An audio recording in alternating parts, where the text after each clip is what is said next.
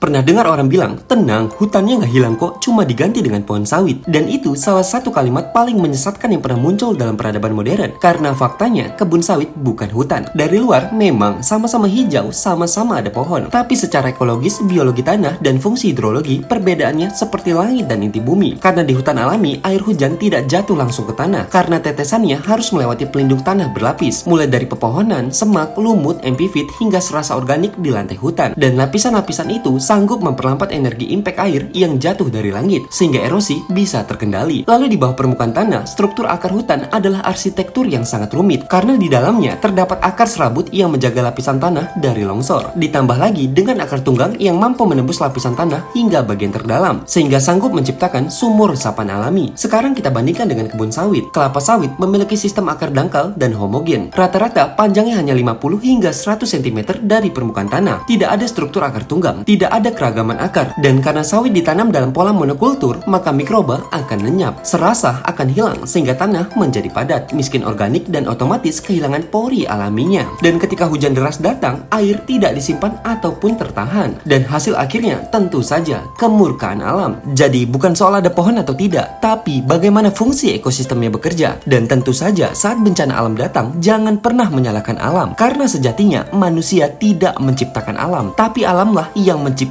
kondisi agar manusia bisa tetap hidup.